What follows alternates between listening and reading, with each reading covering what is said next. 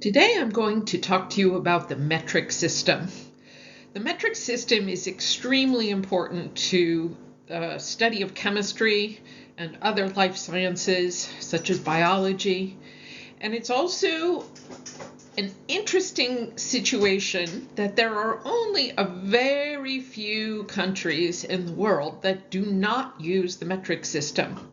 And in fact, if you don't come from the US, which you may not, you may already be familiar with the metric system, which could even give you a head start in learning about this. Who doesn't use it? Well, the United States is guilty. This is Alaska up here, and there are a couple other tiny countries that are not using the metric system. So as you can see, it's highly unusual not to use it, and we should spend some time learning about it so we can measure things accurately and in a rational way. The metric system has a very interesting history. It came into being really in the 18th century and largely because of the French. And the reason they developed the metric system is up until that point in time, there had been very confusing approaches to how to measure things, how to use units that are rational, consistent, and logical, and can be used by everyone. Okay, so why is it important in the first place? Well, we like to measure things. And in particular, we like to measure things like length, volume, mass, temperature, and time. So the metric system allows us to do just that. And there's an alternative version called the SI, the Système International. They are very similar. You don't have to worry about knowing which units are applied to which system. I just want to introduce you to both. So the metric system is used in most of the world and literally everywhere by scientists. So for the metric system, we have something called base units. And these are meter for length, liter for volume, gram for mass, Celsius for temperature, and second for time. We are going to see going forward that it's quite useful to know about Kelvin as well, but we can shelve that conversation for now and return to it later. The meaning and magic, I dare say, of units. If we're going to understand the metric system and how we can use it to define various units, we really need to understand the concept of prefixes. So we can take a unit, such as a gram, and we can put a prefix before it, something like kilo. We can take gram, the base unit, and put kilo before it. We get kilogram. We put something like milli before our base unit. Again, let's suppose it's the gram. And then we have something called a milligram. What effect do these prefixes have on the size or the dimension of our unit? Well, the prefix has the effect of changing the actual quantity of that unit. A kilogram is not the same quantity as a gram, and neither is a milligram. So we're about to learn how these change the dimension of our unit. Let's look first at kilograms and grams. A kilogram is a much larger quantity than a gram itself. In fact, we can say that a kilogram equals 10 to the third grams. How much is 10 to the third? That's 1,000 grams. Restated, there are 1,000 grams in 1 kilogram. But what if we were to turn this to a different approach? We could say a gram is equal to 10 to the negative third kilograms. So what does that mean? Well, that's just taking this concept up here and flipping it on its head. If 1 kilogram equals 1,000 grams, it follows that 1 gram is 1/1000th of a kilogram. Let's now look at what that might actually look like physically. So you've probably seen sold in stores a kilogram of sugar. So that's a pretty big quantity, right? And again, that's equal to about 1,000 grams. If you want to put it in terms of pounds, it also happens to be equal to 2.2 pounds. Now, if we think about the gram, well, obviously, if there are 1,000 grams in 1 kilogram, there's going to be a bunch of these quarter teaspoonfuls in our whole sack that is equal to 1 kilogram. Now let's turn our attention to grams and milligrams. So once again, we're putting a prefix in front of our unit. Notice in the case of the kilogram, we actually made a larger quantity. In using the milligram, we're actually going to make a smaller quantity. 1 gram equals 10 to the third milligrams. That means there are 1,000 milligrams in 1 gram.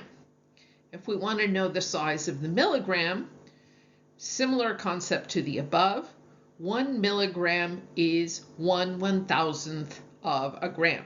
Putting that in scientific notation, we can say that 1 milligram equals 10 to the negative third grams. So let's think of that in a visualization kind of way. This shows you that a milligram would be, I don't know exactly how many specks or grains of sugar it would be, but let's say 3 or 4 grains of sugar would equal a milligram.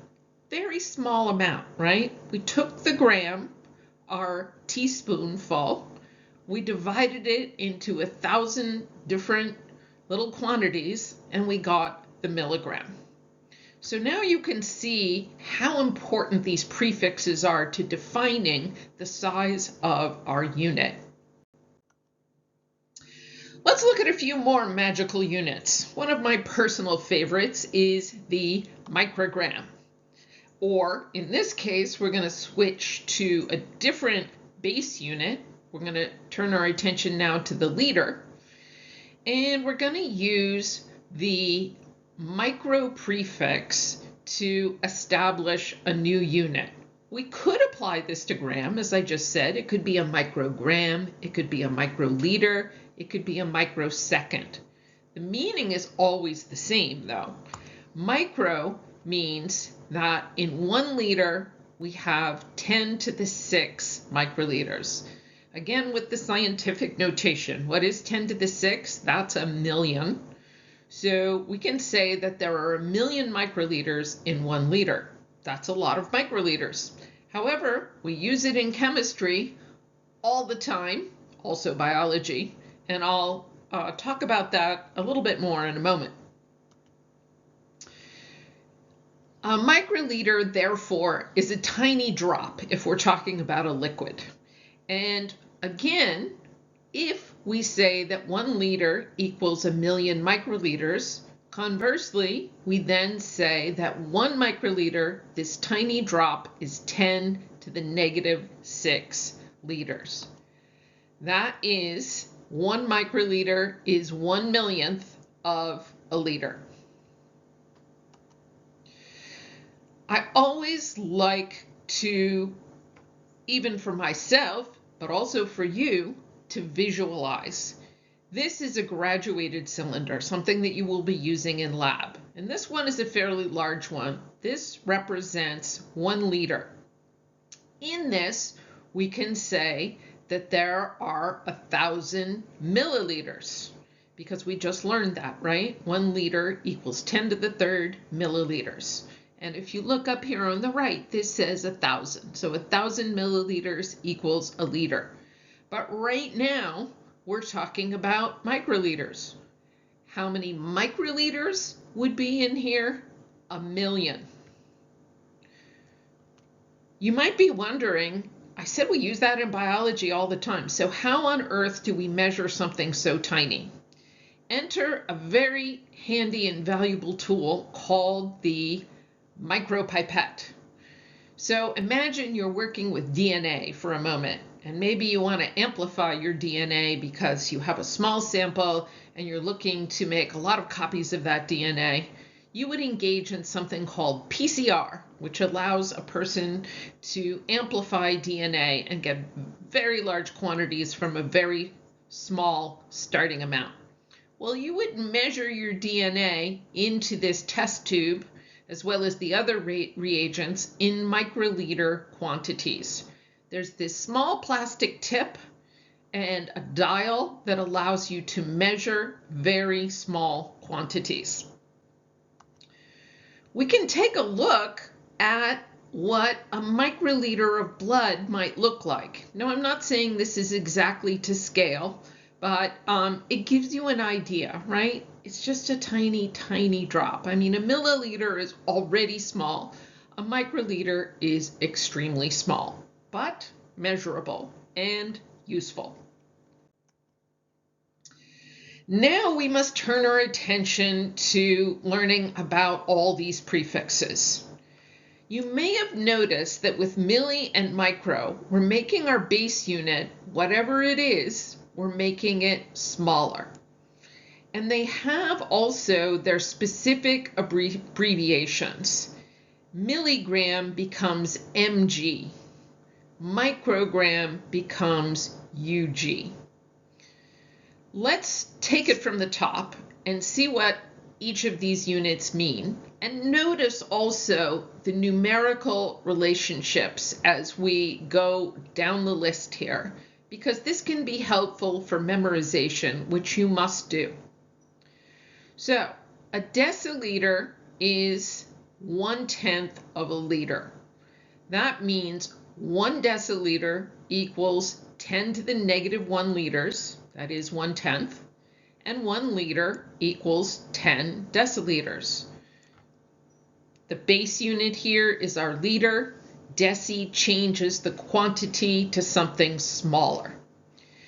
Now, I'm not going to talk about each of these individually because you can look at this and figure things out for yourself.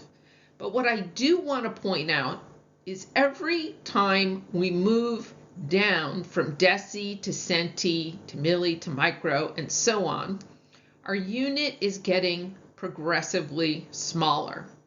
We already looked at micro. If we're talking about grams, 1 microgram is 1 millionth of a gram. Notice at the beginning here, we go from 10 to the negative 1 to 10 to the negative 2, and then to milli, we go to 10 to the negative 3. After that, our exponent starts jumping by 3. And this is useful for memorization, because if milli is 10 to the negative 3rd, micro is 10 to the negative 6, negative 9, negative 12, negative 15. As you can see, our units are getting almost unimaginably small. And you might even wonder the utility of having a unit that's so small. But I will tell you, in chemistry and biology, we use nano quite frequently. We might use it to measure something called nanomoles of a protein. We might use it to measure in nanometers the distances between atoms. So in fact, don't write this unit off. It's used all the time. Now, it is true that we're a little less likely to use pico or femto, but I wouldn't rule them out either. So you definitely need to memorize these conversion factors up through nano. I will definitely be asking you, testing you on everything up through nano. Pico and femto may be a little less important, but honestly, by the time you've gotten to here, it wouldn't kill you to memorize a couple more either. Okay, so again, I want to point out this flipped relationship, which in the beginning of trying to understand conversion, what we call equalities or conversion factors, can be somewhat confusing. But I'm going to remind you that there are 10 to the 2 centimeters in 1 meter, i.e. 100 centimeters in 1 meter.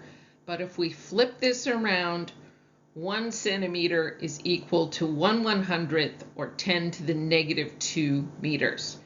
This can cause some confusion, and I'm going to demonstrate the confusion that can arise here. Keep in mind, I'm not trying to confuse you. I want to alleviate the confusion that you might encounter when dealing with metric conversions.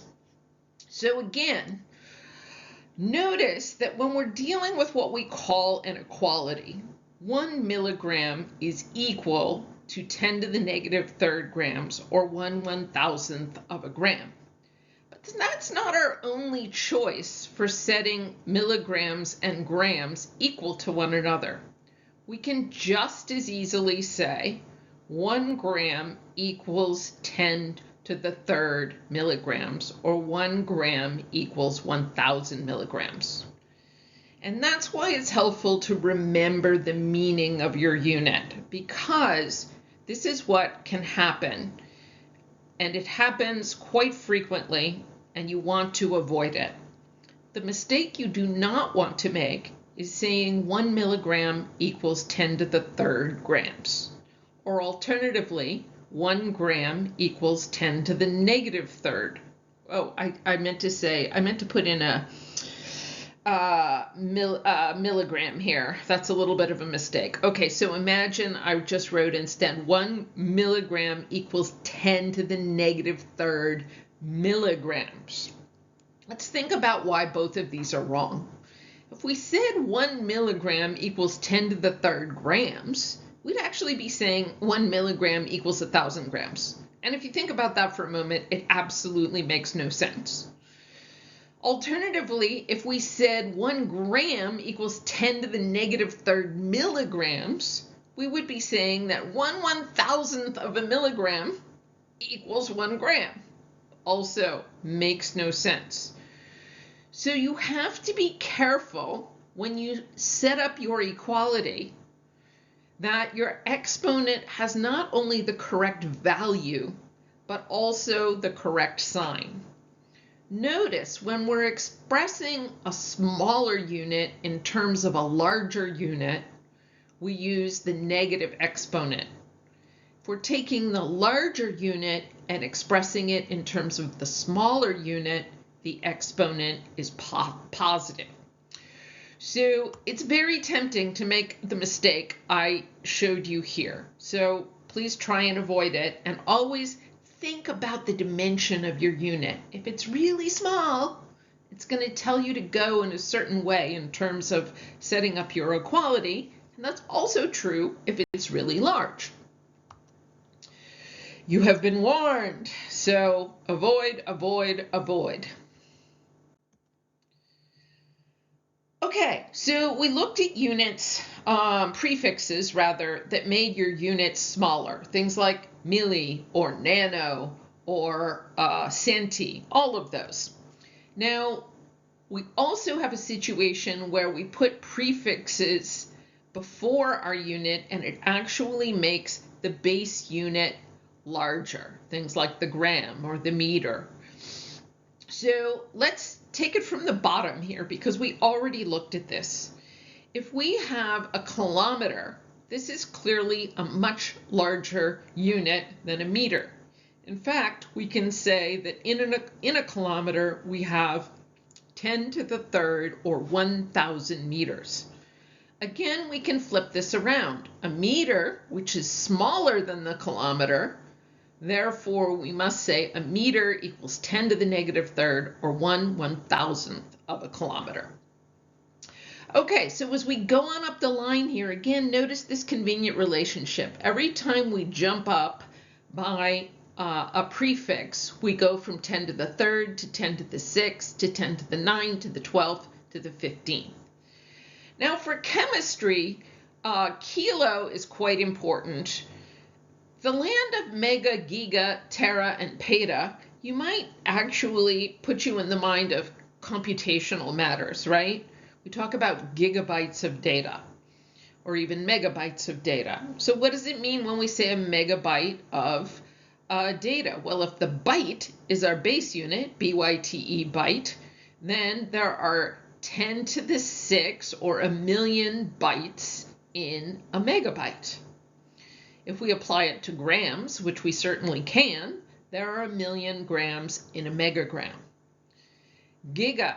Giga means a billion, 10 to the ninth. So we have, back to the byte example, in a gigabyte, we have 1,000,000,000 bytes in a gigabyte.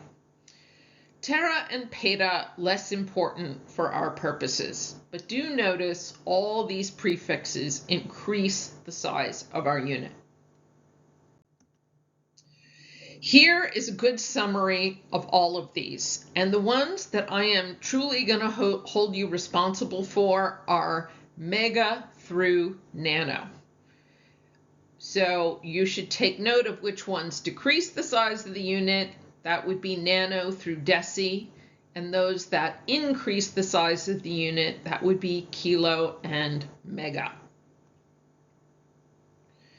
Do memorize this. Don't make the mistake of coming onto the test and not knowing your conversion factors.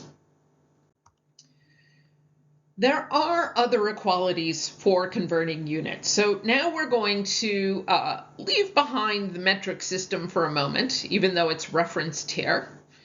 And we're going to look at some other fairly common equalities that you do not have to memorize, but you may have to make use of in doing something we're going to learn about next, which is performing conversions. So things like 1 feet equals 12 inches. That's an equality. Things like 2.54 centimeters, that's a metric measurement, equals 1 inch, and so on and so forth. I won't go through all of these right now. You can take a look at them for yourself. But we will be putting equalities of this nature into practice when we do various calculations that we use a term called dimensional analysis. When we take one kind of unit, let's say we want to go from an hour to seconds, and we use these conversion factors to get from, let's say, 5.5 hours to however many seconds that is, just as one example off the top of my head. Okay, so that is your introduction to the metric system, and up next will be your friend and mine, dimensional analysis.